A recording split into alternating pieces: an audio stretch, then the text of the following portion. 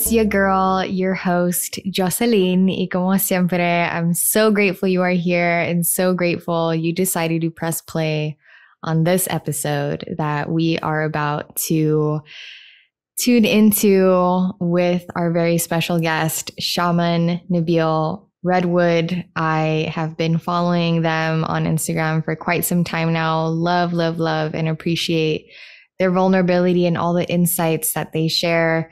Shaman Nabeel Redwood is a shamanic healer, a spiritual teacher, an author, and I'm just so looking forward to this conversation. Thank you so much, Nabeel, for being here.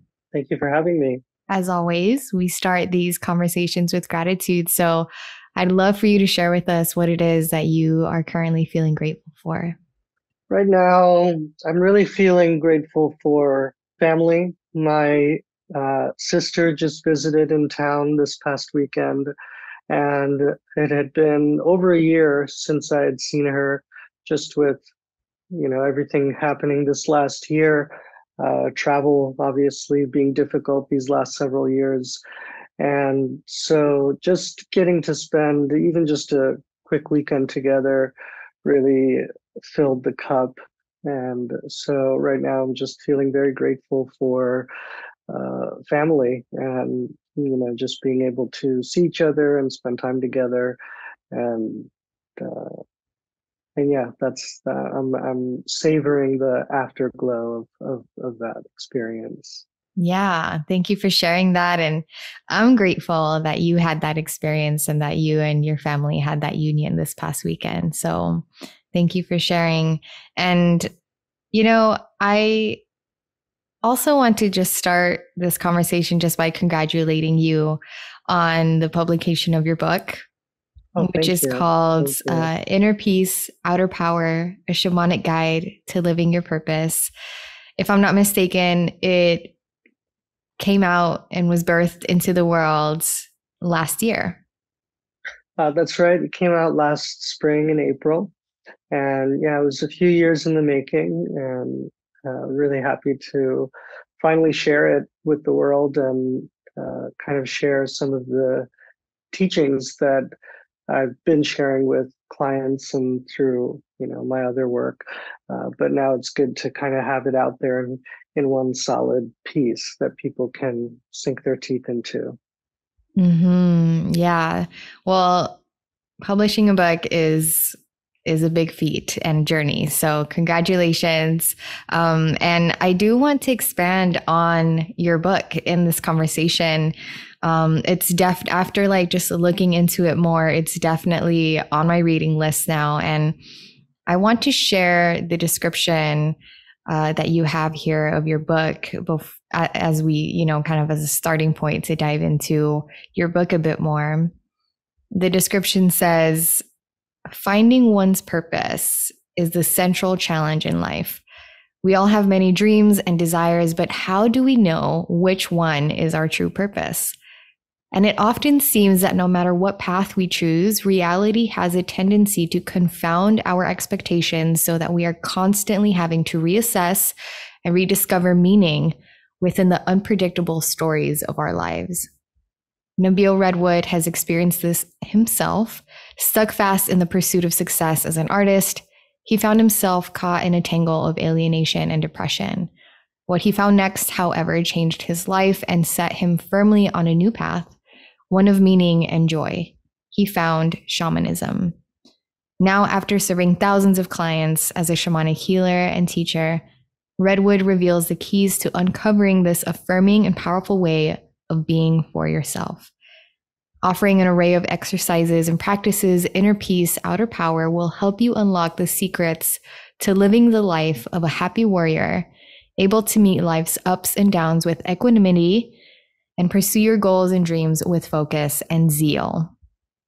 I love this description so much. And I want to ask you, here you mentioned that what you discovered, which was shamanism, changed your life and set you on to a new path. And, I feel like this is a great first question to kind of ask you and allow you to dive into is, how did you find shamanism and, begin to walk on that journey?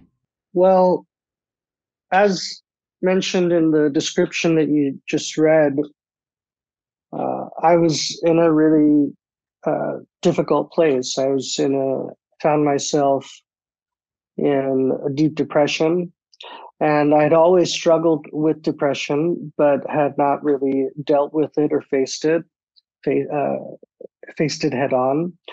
And my early 20s, I kind of had a crash where it caught up to me. And I had always been spiritually curious, but at that point, it became sort of a necessity. And almost out of desperation, I was searching for just some way out of this darkness. And so I was seeking a lot of different spiritual techniques. Shamanism, in many ways, I discovered as sort of the kind of proto religious spiritual system, kind of the simplest underlying concepts and practices that were accessible and natural. And shamanism is actually an extremely broad subject, cross-cultural, influencing many different traditions. So I tend to be very kind of ecumenical or syncretic in my approach. But in my case, I sought out healing from other healers, from other shamans. And through that process of doing spiritual work and embracing spiritual practices, that is ultimately what turned the corner for me. That's what allowed me to kind of pull myself up out of that really dark period. And the experiences through shamanism, not only did they connect me to kind of my deeper spirit and a more organic sense of what my purpose could be, the skills that I cultivated through these spiritual practices and meditation and whatnot, journeying, those skills translated to developing change and positive habits in all areas of my life, and has gradually allowed me to transition out of that place that I was in. And now, many years later, the darkness that I experienced back then, it still occasionally might arise in the background, or sometimes even arising quite loudly. But now it's more like a season that I'm comfortable dealing with whenever it comes around. And I don't get stuck in it or trapped in it. In a nutshell, that's essentially kind of my story into this subject. Um, and it was really, like I said, a matter of necessity. The sort of shamanic call that I experienced through that darkness and through that dark night of the soul that I had, if not for the spiritual practice, the spiritual understanding, I would not have gotten out of there. No way. Mm-hmm. Yeah. And, when we do decide and become willing and allow ourselves to venture into our spiritual curiosities, there's so many different paths that we can take. what about shamanism specifically really called and spoke to you? Shamanism encompasses a lot of different sort of magical practices, and a lot of the magical practices from all different traditions, many of them root back to some basic shamanic ideas and techniques. What drew me to shamanism was sort of digging through all of the different schools and subjects and traditions and kind of seeing underneath them that there was this kind of earlier system. And most importantly, I would say shamanism in general is a hard thing to describe because it is so diverse. But I would say if we could say three things about shamanism, one is that it works with consciousness in the sense that we do meditative exercises, journeying, we work with consciousness directly, we work with dreaming. And second, shamanism works with nature. And nature, consciousness, these things haven't significantly changed in thousands of years, right? So there's still something useful about these kind of older technologies in relating to consciousness and relating to nature. The third thing is that shamanism is very specifically devoted to using all of this kind of spiritual power and energy for the specific purpose of healing, as opposed to there is sorcery and other forms of magic that essentially use the same ideas and techniques of shamanism, but for purposes other than healing. But when we're talking in shamanic terms, it's almost always about healing for the self, for others, for the community, for nature itself. And so these three principles, a sort of magical system that works with consciousness, that works with nature, and that's devoted towards healing rather than any other motive. Those were the three qualities that I found made shamanism very accessible and very universal, because consciousness is available to everyone, nature is available to everybody, and if one's goal is healing, then shamanism can really provide some methods or some directions towards attaining fullness, towards regaining personal power, towards connecting with the natural forces, with the spiritual forces, connecting with the dreams and the higher levels of consciousness.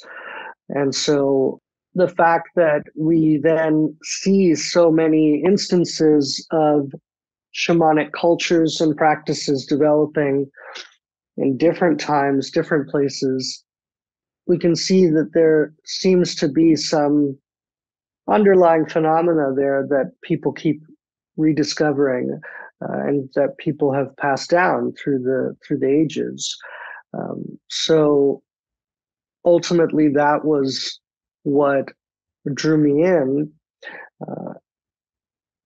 and it provided that healing for me. It also enabled me to provide healing for others and connected me to those deeper spiritual and natural forces. So while I still have brought, like I said, kind of a broad or ecumenical approach to studying a lot of different traditions, shamanism is sort of the fundamental core in its simplicity. I'm sure that, there's so many stories and experiences that you can share with us in regards to the shifts and transformations and changes that you've experienced through discovering shamanism or through shamanism discovering you. But the specific shifts that I'd like to kind of expand on with you are your shifts in perspective. When you aligned with shamanism, what are some significant shifts in perspective that you experienced? So I would say one of the major shifts is towards recognizing that reality is interactive. In shamanism, everything has a spirit. Every object, every creature has a spirit. And we can communicate with those spirits, with those forces, with those beings. And everybody might experience that differently. But once you really open yourself to this, you really start to feel the interactive nature of nature. And you start to feel this sense of connection. It's almost like you can't really be lonely or alone, right? There's the sense that, well, everything around me is awake. Some of the other big changes have had to do with sort of a softening between the boundary of the real material world and the sort of dream world of consciousness. And through practice, there's sort of less of a distinction, and you wake up to more of the dreamlike nature of everyday reality. I would say the most important changes, though, so far I've mentioned kind of, I guess, phenomenal changes or changes that sound really interesting. But I would say the most important changes are the deeper ones that have really been much slower, actually, that have changed my perspective around time and pain and suffering, that have changed my perspective around my ego and ambition,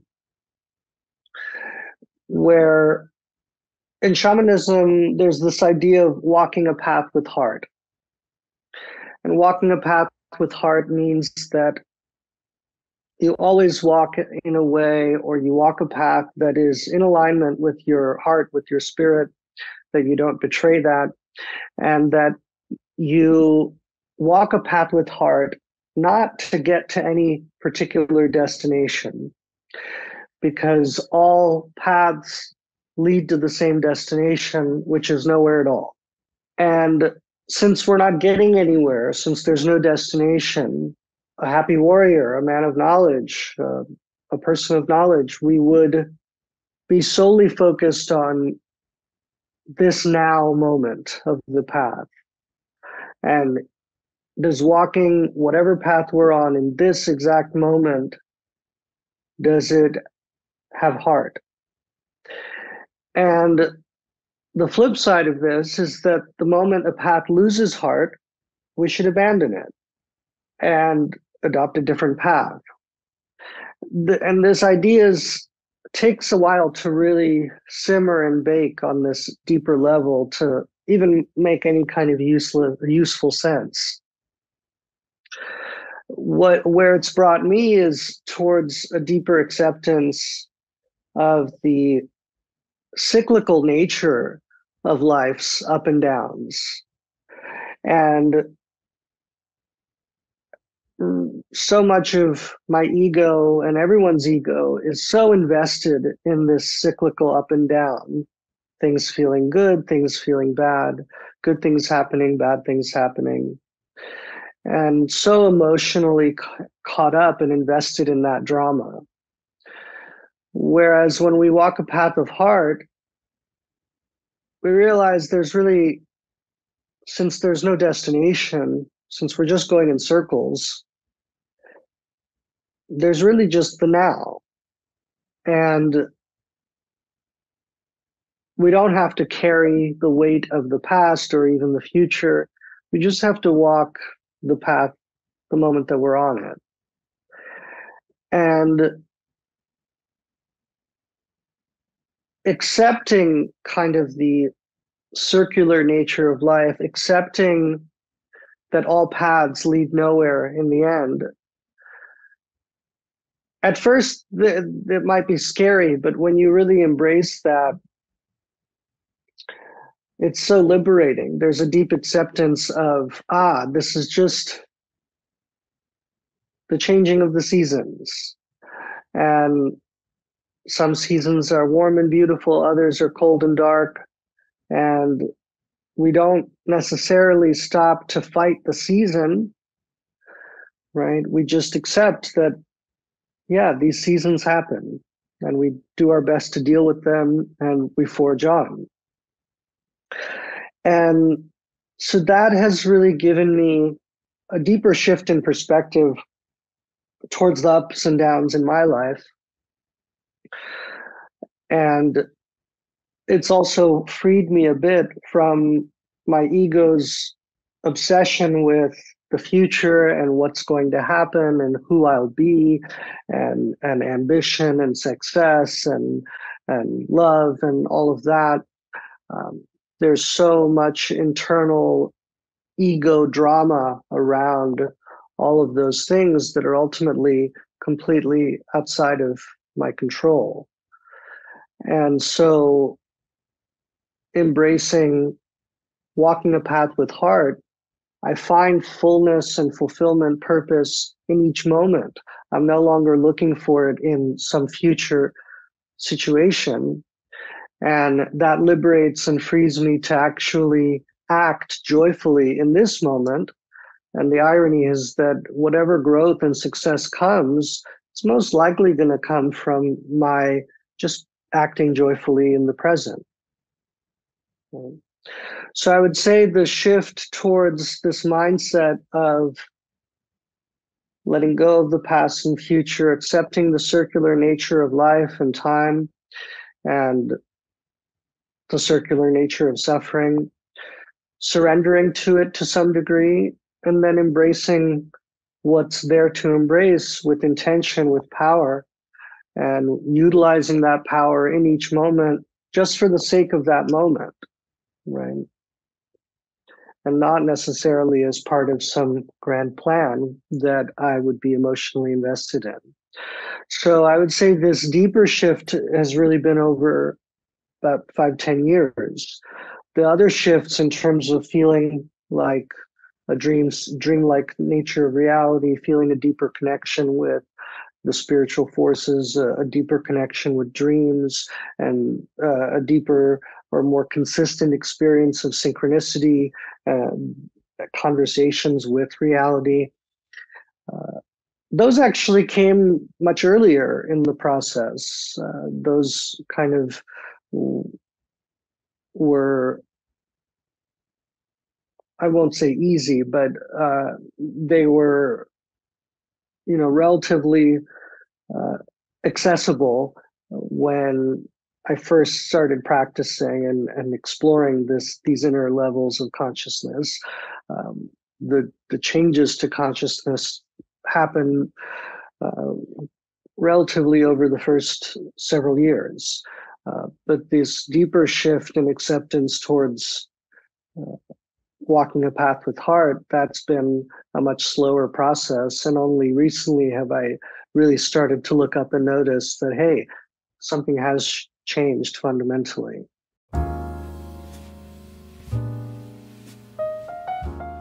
Let's take a moment, let's take a breather and talk about our partner, Athletic Greens, who introduced me to their product called AG1.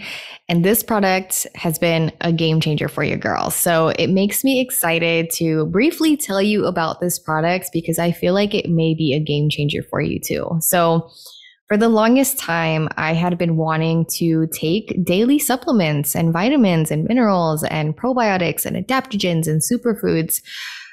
But I put it off for so long because the thought of like buying all of these different supplements and vitamins and minerals and all of that just felt very overwhelming. And I didn't even know where to start.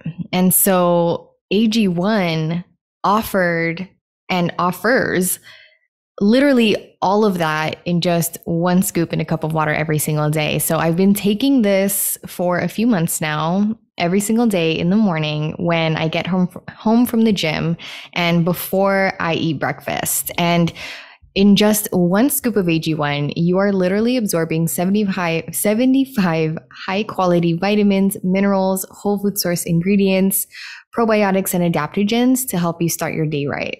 This special blend of ingredients supports your gut health, your nervous system, immune system, energy, recovery, focus, aging, literally all the things. And I've just loved it so much because, again, it's giving me everything that I have been wanting to incorporate into my daily routine for like years now.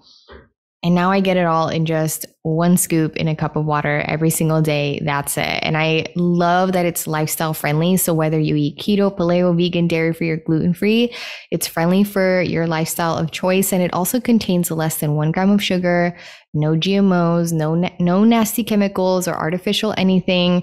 And we love that. And I'm telling you, it actually tastes good and it's so worth the investment. You're literally getting all this goodness and greatness in one scoop every single day. And my body has absolutely thanked me for it. And I feel like your body may really thank you for it as well.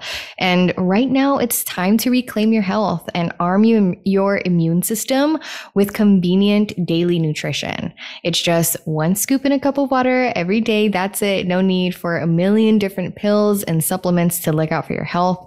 And to make it easy, Athletic Greens is going to give you a free 1 year supply of immune supporting vitamin D and 5 free travel packs with your first purchase. All you have to do is visit athleticgreens.com/SWG. Again, that's athleticgreens.com/SWG to take ownership over your health and pick up the ultimate daily nutritional insurance. I have left a link in the description below for your convenience. Now, without further ado, let's get back into this really good conversation with Shaman Nabeel Redwood. I love when you said, the words, everything around me is awake. And I, realized not too long ago that like one of the biggest illusions that we have is the illusion of separation. So I really love that. And, speaking on, kind of living life in seasons reminds me of my grandma. She would always say, La vida se vive en etapas. Like life is always lived in stages or like in seasons. And she would always say that whenever we were going through some kind of, challenge or difficulty. And it brought a sense of peace, like kind of reminding yourself that all is temporary, that this too shall pass. And you mentioned earlier that you experienced a lot of depression, and, aligning with shamanism partly or in large part really assisted you in experiencing that differently. And I'm guessing that part of what assisted you was this knowing of this is temporary. I need to be just here and now in the present moment and not so attached to the past or the future, which I think a lot of people who may be experiencing depression in these days are kind of becoming more aware of. But were there any other knowings or awarenesses that you gained that assisted you in shifting your relationship with depression? What's interesting is with depression, when I really was honest with myself and investigated it, I found that the part of me that was depressed was really the ego. And it was depressed because, well, there are a lot of reasons, but to kind of keep things simple for our conversation, a lot of the depression was rooted in the ego's sort of frustration with reality not being the way it expected, right? And the prospect of letting go of all of those expectations was upsetting. It was not something I wanted to do. But upon actually surrendering those expectations and essentially, in a way, giving up, at least from the ego's perspective, suddenly on the other side of that, I was free to just be who I felt like being right now. Right. See, prior to that, I had been so focused and obsessed on accomplishing what I wanted to accomplish, and being a successful person, and being happy, and being in love, and having partnership. And um, once I actually accepted the possibility of failure, once I accepted the possibility of just giving up, not bothering with any of that, there was some grief at first, but when I allowed myself to grieve that, suddenly there was liberation, there was freedom, because then it didn't matter anymore what I did exactly. And if it didn't matter, then I could do whatever I want. And it turned out, well, I still actually want to work. I still actually want to play and create. I still actually want to make the things I want to make. I still actually want to connect with people and explore places and meet people. I actually just want to do those things because I want to do them. And I can do them divorced from the egoic narrative of, this is going to lead to that. And then I'm going to become this, and that'll be so great. And then I'll be happy. Right. So this can be a little hard to grasp until you've kind of gone through it. But letting go of all of those dreams, hopes, expectations was actually what freed me to joyfully do the things that might actually still lead to those outcomes that I hoped for. But I'm less concerned with the result, right? Besides that, I would just say that depression is no joke, and it's a very complex. I don't want to call it a disorder, but it's a very complex condition, and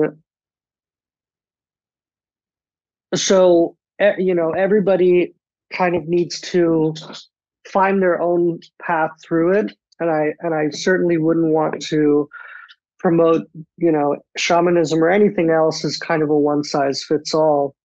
But besides the kind of ways that shamanism brought more magic into my life, I would say breath work and meditation, mindfulness meditation, those were some of the fundamental tools that shamanism kind of first introduced me to, that then really those were the weapons that I was able to fight depression with. The last thing I'll say, the shamanic kind of guidance with my depression,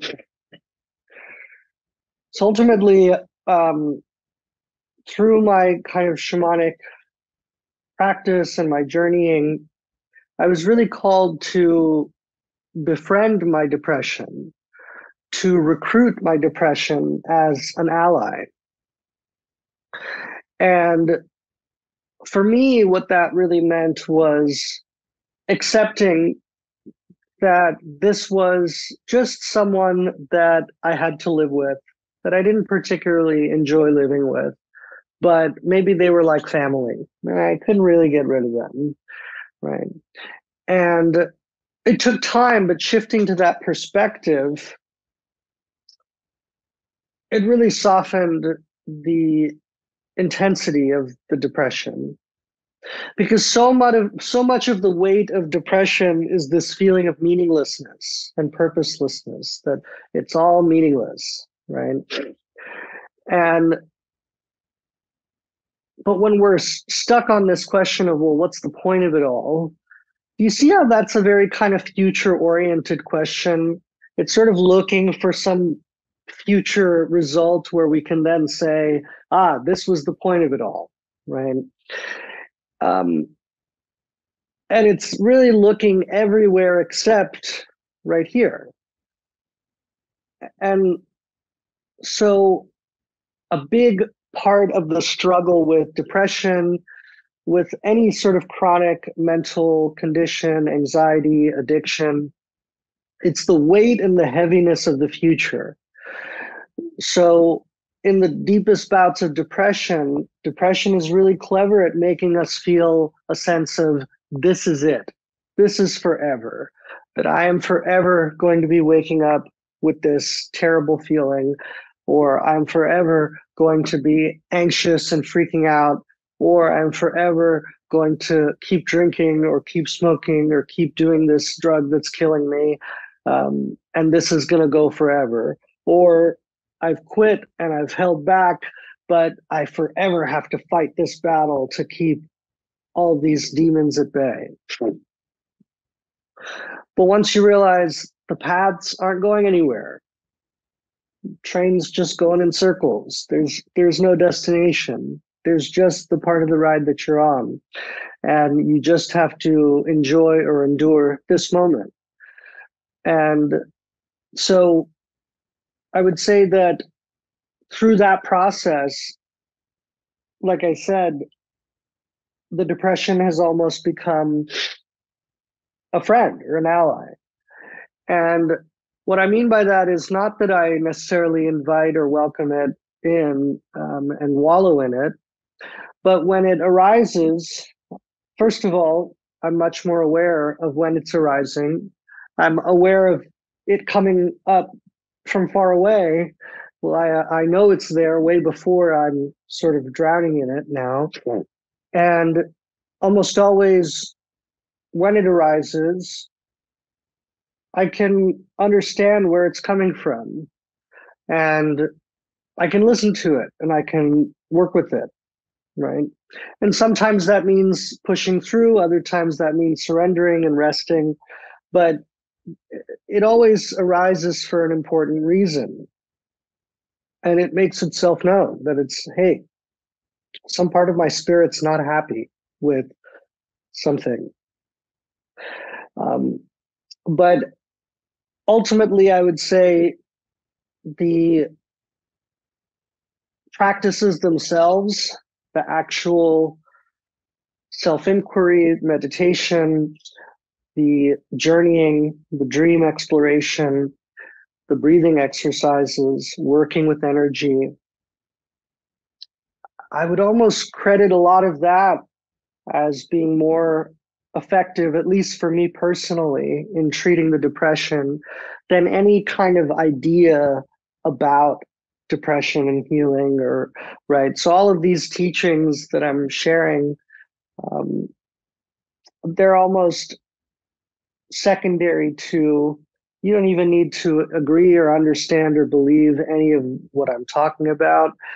If you can connect with your breath and cultivate a better control of your breath, you will have better control over your mood, no doubt. And so you can just grab the technology and start working with it. And like I said, it's not one size fits all, but between shamanic practices, meditative practices, yogic practices, energetic practices, there's such a variety out there that you should be able to cobble something together that helps you. Mm-hmm. Yes. Thank you for sharing all of that and the way that you shared it. And I just feel inspired to share that, from my own personal observations, I've noted that the root of a lot of suffering comes from wishing things were different than they are, which is like part of what you touched on, like the belief that things in our lives should be different than what they are. And if I'm not mistaken, the first time that you brought up experiencing depression and the second time when I asked you about it, one of the first things, if not the first thing that you brought up both times, is you allowing yourself to confront it. And I feel like that's something important to highlight, is like the importance of acceptance and allowance, and that willingness to see things for what they are and not be in that mode of escapism or denial or resistance. So I wanted to highlight that. And I feel like this is a good kind of leeway into this review of your book that I read, that mentioned, I really appreciated the author's humility as he shared his own stories about pursuits that didn't go quite as planned. A lot of those stories I found very relatable, and they really helped me see how I could apply the techniques in the book into my own job and work life. I just really appreciate when an author is humble and shares stories like that. And I wanted to ask you, what's one of those pursuits that didn't go quite as planned that you share in your book? I'm in Los Angeles, and like many people who came out here, uh, I came out here 15 years ago to pursue film and writing and music. So I was very eclectic in my creative tastes and what as well. And in all three respects, had a great start, and things were cooking. But I just would repeatedly get to the finish line and always just fall short of closing the deal. And so shortly after, first coming out here, I was pretty quickly turned off by the film industry in general. And I was playing music at the time, and things were going well. I had a band that I was playing with. And basically, there was eventually kind of this breaking point where time was up. I'd kind of invested all that I could in the dream and the creative path. And it had left me just kind of depressed and miserable. And even though when I look back, there was a lot of good times. It was mostly good times. And the irony is that I was already living the life that I was dreaming, in the sense of maybe I wasn't, rich or famous, but the irony was that I would just get invited to places or be given things, or just end up having experiences where I had the freedom and vitality that I imagined that success would give me. Right? But I was too obsessed with succeeding to notice or appreciate any of that. I was miserable. The process of giving up and letting that go, letting those dreams go, at first it did feel like a defeat or failure, but I allowed myself to really grieve and accept that as a reality. And on the other side of that, I found, you know what, I still want to play this instrument. still kind of feel like writing this song that I'm hearing. I still actually have this story idea that I want to start telling. Oh, there's this other book that I want to write. Those impulses were still there, and but the ego that was so convinced that it was his destiny to become exactly what he wanted to become and live exactly the way he wanted to live, right? Free of that, I could just write a song finally. As opposed to before, I couldn't write a single note or a single word without worrying about, you know, is this going to be the one that makes it? Are people going to like it? Is it going to, change my life? Right. And so the funny thing is that the music I've done since that point, since sort of surrendering it, um, it's been much more fulfilling. It's actually been more successful. What little I've done with it, I just do because it's enjoyable now, right? And free of the anxiety. The funny thing is, I do more now than I did when I was anxiously pursuing it, because back then I would waste all this time thinking about what the right thing to do was. Now, I actually, I've picked up I like experimenting and playing in lots of different art forms. And anytime I have an interest, I just explore it. I just check it out because I don't have any reason to sit and ask myself, well, would I be a good painter? Is painting going to get me anywhere? Do I really have what it takes to be an artist like that? Right.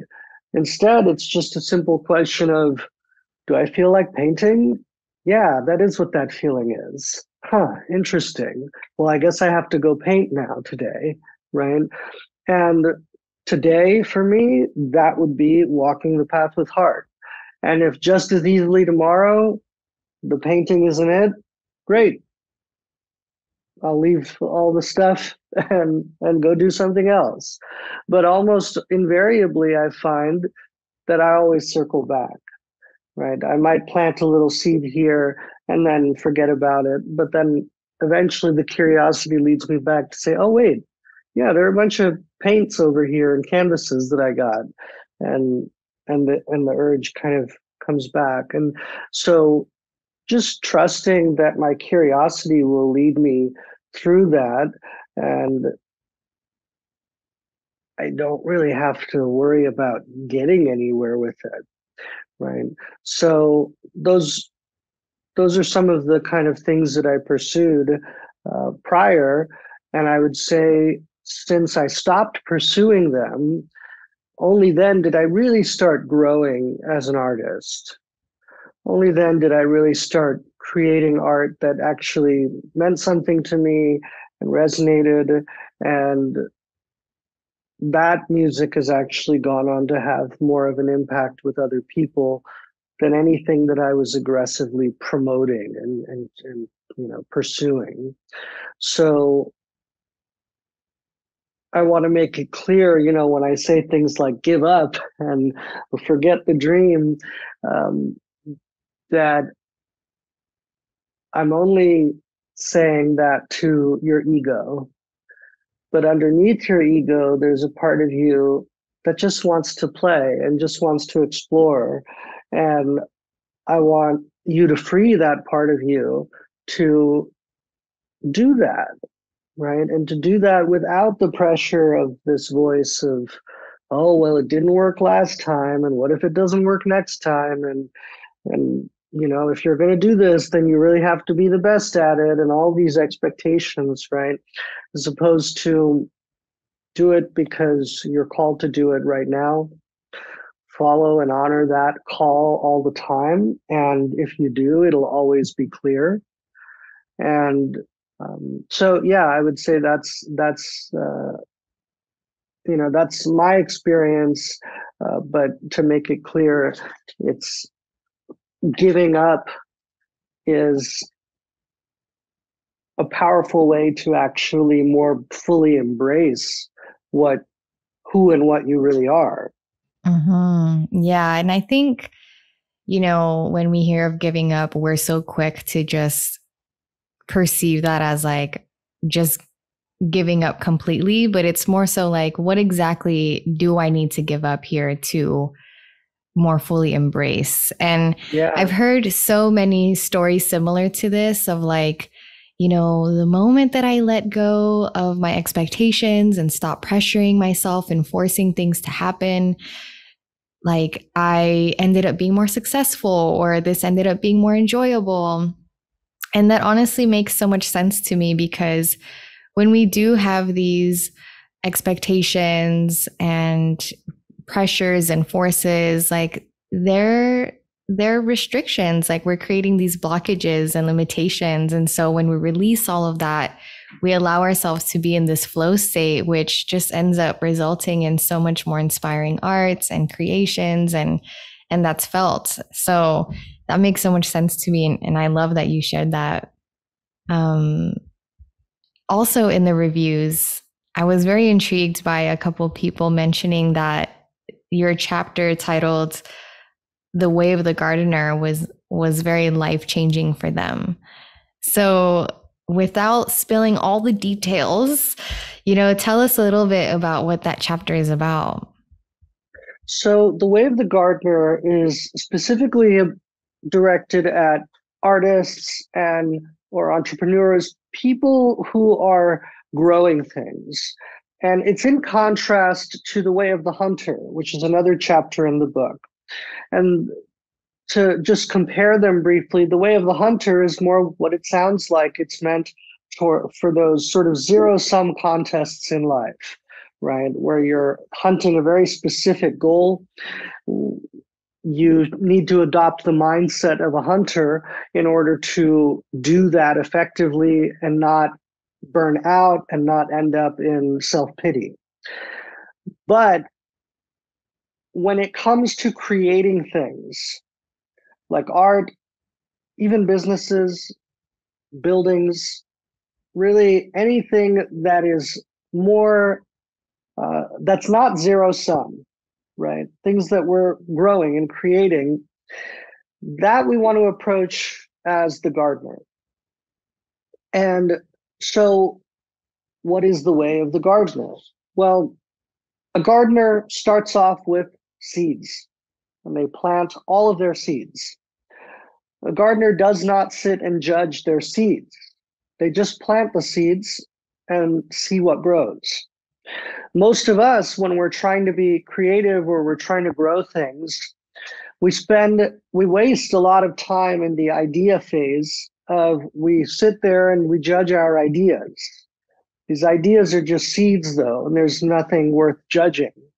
Instead, we need to stop prejudging our impulses and ideas and curiosities, and we just need to plant those seeds, which means following the first steps of whatever that impulse or idea is, right? And so, for example, if you're a writer, you might have a bunch of different ideas for things that you want to write. And you might spend a lot of time trying to decide which of these things to focus on.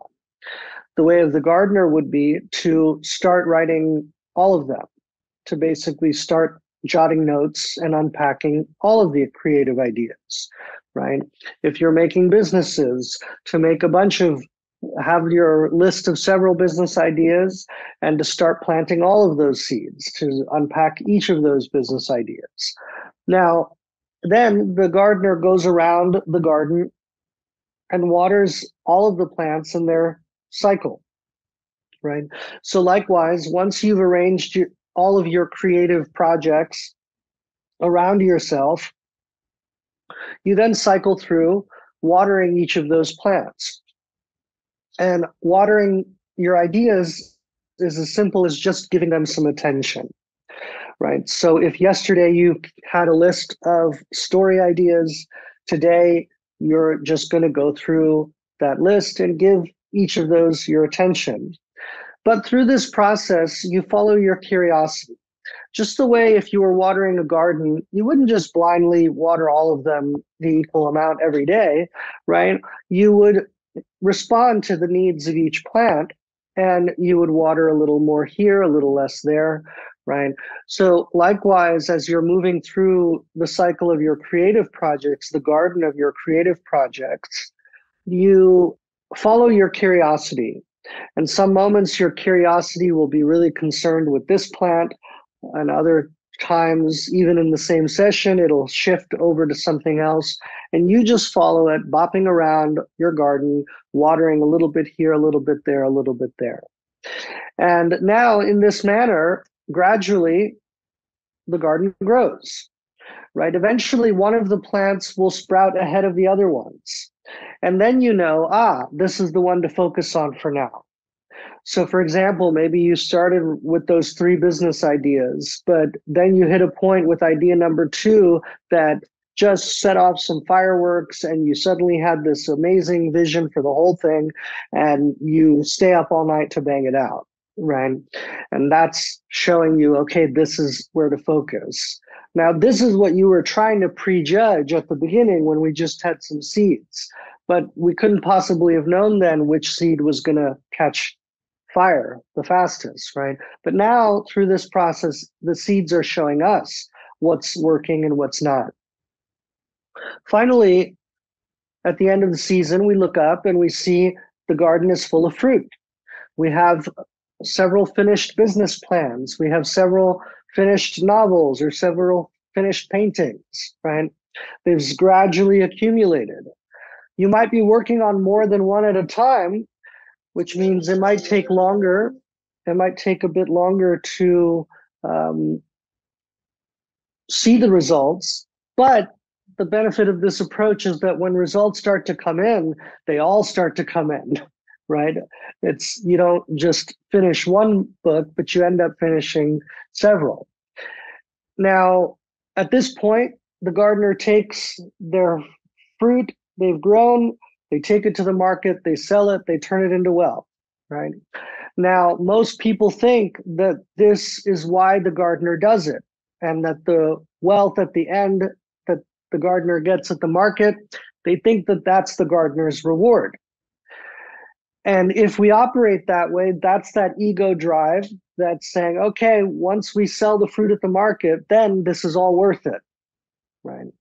But the way of the gardener is that no, we're not spending all of our time in the garden every day just for that one day at the market. We're spending that one day at the market so that we can spend the rest of our time gardening all day, because that's what we like to do, right? So the money that we get, the wealth that we get at the market, that's not the reward. It's the fuel for the next round of gardening. And gardening itself is the reward, right? So that's ultimately the shift in mindset that the gardener takes, where, yes, in any career, there are going to be wins. There are going to be high points where you win a lot at the market. And there are going to be other periods in every career where you don't, right? If you are obsessed with just getting those jackpots at the market, you will mostly be miserable, even when you get the jackpot.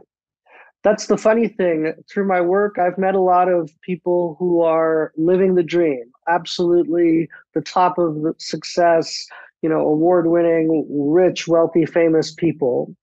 And I've learned from them that even after you win a Grammy or an Oscar, the next week, you don't really feel all that different. You find you're still mostly the same person.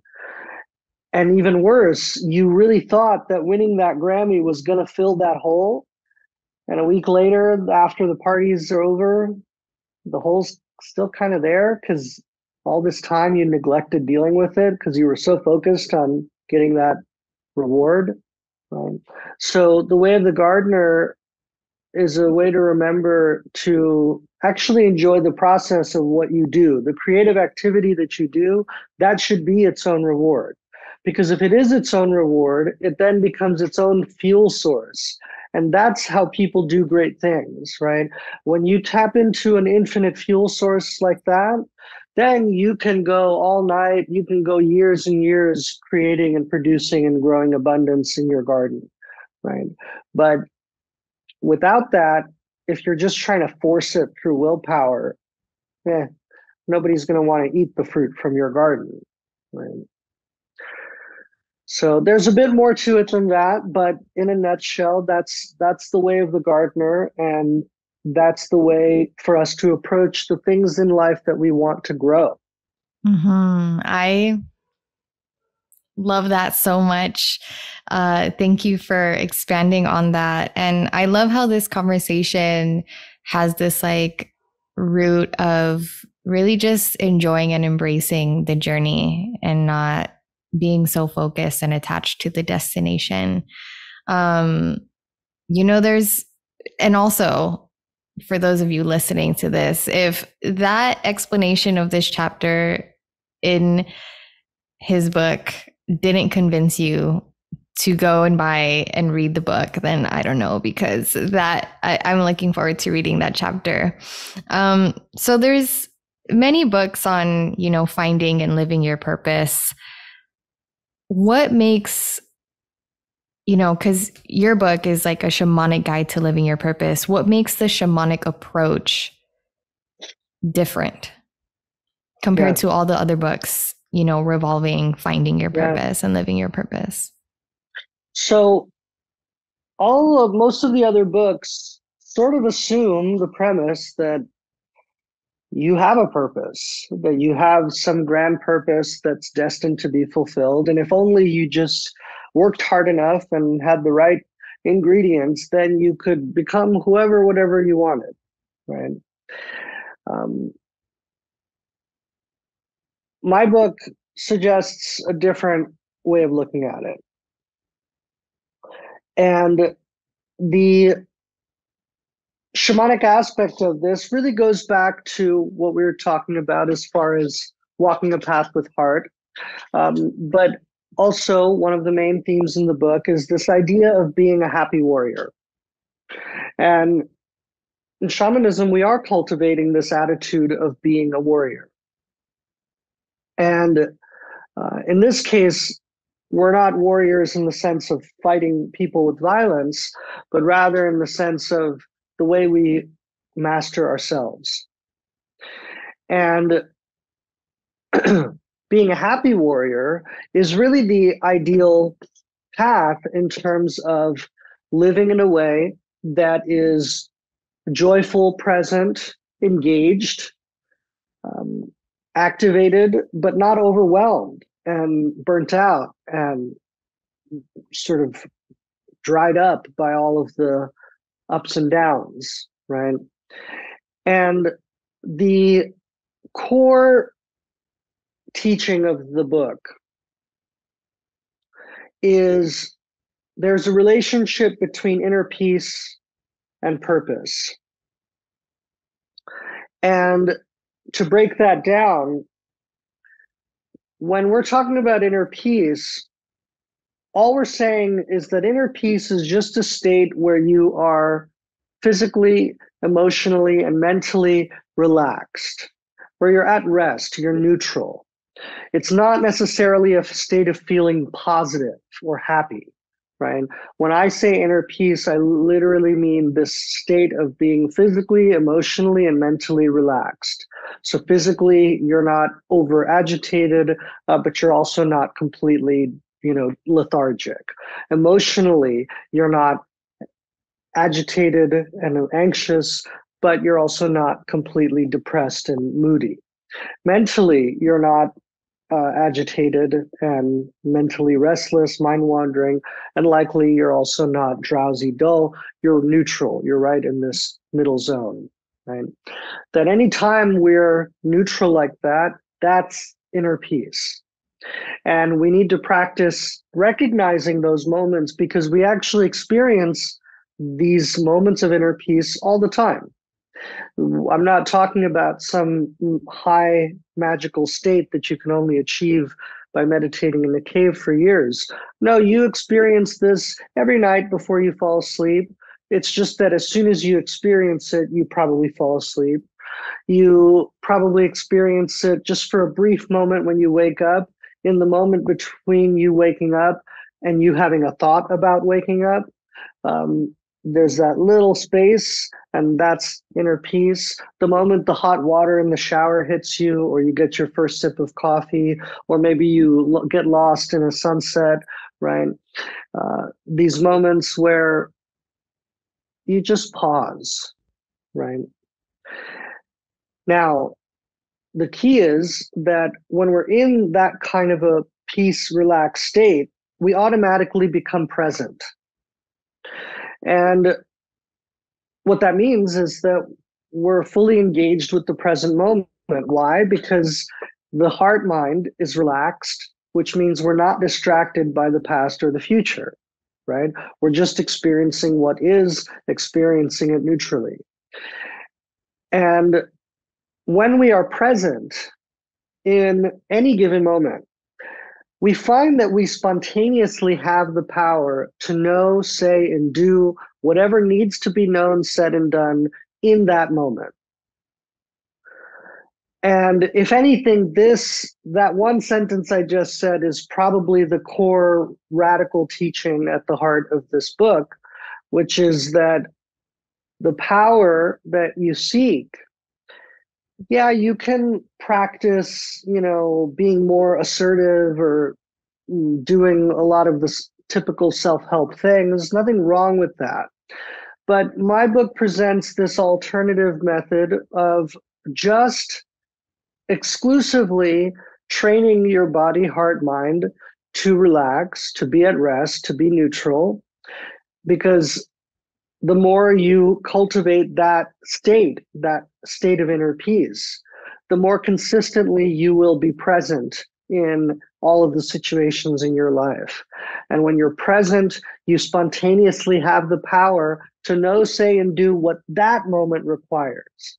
Now, most of our suffering, as you mentioned, comes from expectations of how things ought to be different. Most of our worrying comes from a desire to know, say, or do more than we're required to at this moment, right? Oh, I want to know if I'm going to get that job next week. I want to know if we're going to have a baby in the future. I want to know if I'm going to actually get into this college, right? But in this moment, do you need to know that? Most likely not. And part of the happy warrior, part of the inner peace mentality is to accept that if I don't know, it's because I don't need to know, right? If I don't know what to do, it's because I don't have to do anything right now, right? And when you're fully present, the moment there is anything that needs to be known, said, or done, you'll just know it. You'll just say it. You'll just do it. And in fact, that's also a state you've already experienced, where you've had flow states in your life, periods in your life where you were in a good mood, you were just more present that day, and you found that, hey, you were catching balls and cracking jokes, and you were just a little faster, a little lighter, a little wittier, right? What was so special there, right? It was not necessarily the circumstance, or even if it was the circumstance, it's a state that we can trigger, that we can practice by cultivating that inner peace. Now, if we consistently live this way, which means moment to moment to moment, day after day, we're consistently present, and therefore we're exercising our power spontaneously, we'll find that we fulfill our purpose in each moment, even if we don't realize it until later. And if we keep doing it, we'll find that over time we fulfill greater and greater purposes. So let me give you an example. And I believe this is one I share in the book as well, where many, many years ago, I was at a party and just had a conversation with someone there. And I didn't see that person again for a long time, maybe 10 years. And when I saw that person again, they said, hey, remember at that party, all those years ago, you said this one thing to me, and it totally changed my life. And I just wanted you to know that. And I was like, oh, really? What did I say? And I didn't recall saying that. I didn't even recall the conversation with that person. I mean, I remembered them, but I didn't remember what we talked about. But back then, that night at that party, it's not like I had prepared some notes of like, oh, if somebody asks me for advice, this is what I'm going to say. No, that night at that party, I just happened to be present. And as I was present, I just happened to know, say, and do exactly what that person needed me to know, say, and do, right? Without my knowing it at all, it profoundly impacted their life, right? They didn't tell me until 10 years later.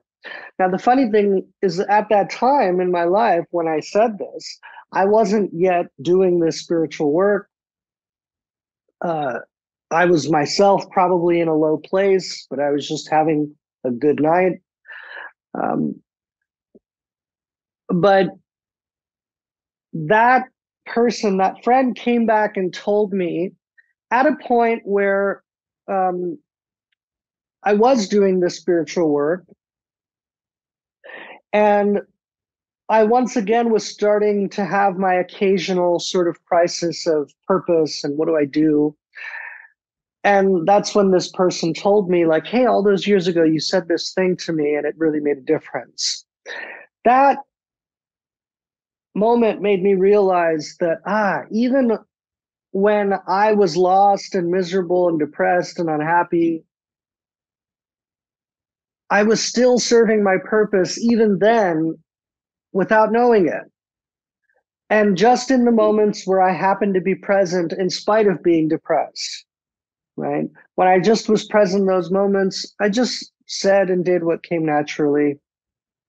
And it turned out to have mattered, to have made a difference for someone. And it came at a point for me where I then was able to appreciate, so it doesn't actually matter if I feel like life is purposeful or meaningful or not. It still ends up being meaningful whether I have anything to do with it or not. And so I can really trust that I am fulfilling my purpose as long as I am being present. And so now we see this relationship between inner peace, being present, exercising power, and living purposefully. And now we're no longer looking for our purpose. The whole question of like finding your purpose suddenly stops making any sense when we look at it this way, right? Because, well, you don't find your purpose, you just show up in each moment and you're either present and fully engaged at that moment. And if you are, then you act purposefully, whether you know it or not, right? And sometimes it'll be a small purpose, like at that party, I was functioning to just help this one person. But since I've consistently practiced this, well, now I've had the honor and privilege of getting to work with lots of people and sharing these ideas on lots of platforms and forums, right? So from the outside, you might say, okay, this, right, publishing a book and doing these talks and working with clients, that's your great purpose. But I wouldn't categorize that as any greater than that one comment I made at that party all those years ago, right? That I value them equally now and recognize that, yes, sometimes, some parts of some days, my purpose is to sit and be the shaman and be the teacher. But even in different parts of that same day, my path means to drop this and to be a husband, to be a brother, to be a friend, to be a neighbor, right? And sometimes to turn around and be the student, right? And I accept that my purpose in each of these contexts is different. And I'm happy to play all of those different roles to fulfill all of my different purposes. And I'm never searching for any of it. It doesn't make sense to ask, well, is it my purpose to be a shaman or to be a teacher? Well, I don't know, but it's what I do, and I do it purposefully, right? So isn't that enough? Is it, if my curiosity pulls me towards anything new or different, I won't sit and wonder if it's my purpose to go do that. I'll just follow that curiosity and let it show me if there's anything fulfilling or meaningful there, right? It gets revealed to me. So to wrap that up, the that is the, I would say, major distinguishing feature from much of the other kind of guidance out there about how to find your purpose, where my book really sort of rejects this idea that you have some written destiny that you have to figure out or you'll lose it. No, you just have to embrace each moment fully and have faith that you will do what's needed, and to then trust that that's enough, right? And to value and cherish that enough so that it can grow, right? Like if I didn't value helping individual people, I wouldn't be in a position to address lots of people, right? Um, the ultimately, it's the only difference is just it's helping one person several times over, right? Now, the liberating thing about this system is if you understand the relationship between peace, power, and purpose, you'll notice all you actually have to do or practice is cultivating the peace, because everything else just naturally flows from that, right? Where the only actual exercises in the book are about, okay, how do we physically relax? How do we emotionally relax? How do we mentally relax? How do we practice being mentally, emotionally, physically relaxed consistently enough so that we can be present? Because if we are relaxed and at peace, then being present is just a feature of being at peace, right? It's like if you're present, you're at peace. And if you're at peace, you're present, right? There are two sides of the same coin. So being present is a feature of being at peace. Likewise, power is a feature of being present. So if you're present, you just spontaneously have the power to do stuff, right? And purpose is a feature of power, where when you exercise power in this way, in this free, spontaneous, but intentional way, then those actions are purposeful actions. So you can then free yourself from debating or wondering or reflecting about what's my purpose. And you can exclusively focus on relaxing the body, heart, mind, cultivating that foundation of inner peace, and then embracing the moments, the present moments of your life fully present, without any mental, emotional distraction, and respond to your life spontaneously, organically. Yeah, this book sounds so fascinating and great. And I want to congratulate you again for writing this book. I'm just aware that arriving to this point where you can be so well spoken with these topics and express all that you've expressed in this conversation the way that you did has taken a lot of practice. So thank you for practicing to get to here and to sharing the way that you share. I really appreciate it. And what you touched on in just like this last bit is a lot of some of like the recent things that I've been realizing, like, when I was reflecting on this past year and, what was the most powerful thing that I realized? And one of the most powerful things is that relaxing is really, really powerful. Because when I am in this relaxed, calm state, I am able to be in the present moment.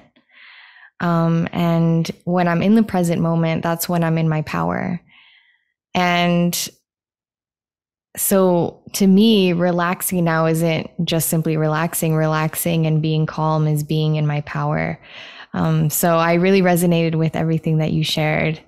And before I could go on and on being in conversation with you, and I wanted to bring up some posts from your Instagram because, Yes, everything that you share is just so great there. Um, so there's a few here, just three posts that I felt called to bring up in this sure. conversation. One is, and we don't have to expound on it too much, but one is in regards to your dark night of the soul. And you mentioned my first dark night of the soul happened in my mid-20s when the failure to reach my dream goal marooned me in a deep depression lasting a few years. Shamanic healing and meditation brought me back to light. My second dark night happened during my Saturn return when I lost all my friends, my home, and my job. It took me a year to build a new life back in the light. 5 years later, my third dark night happened when we suffered two miscarriages. It's been a bit wintry ever since, but the light is still there. Spring will come, but winter will come again too. I can't fight the seasons, but I can get better at surviving them. I loved this so much. And now that I'm reading it, it relates so much to what we've talked and expanded on so much in this conversation. And I relate to this because I had my first dark night of the soul happen in my mid-20s as well, when I was like in this very toxic relationship. And I'm currently like in the last bit of my Saturn return, and I definitely would say these past few years have been a dark night.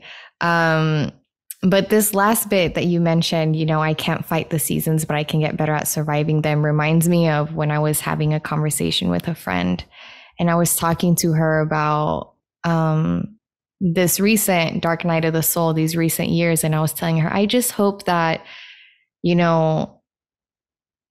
life doesn't fall apart the way that it did again, or something along those lines. And she mentioned that,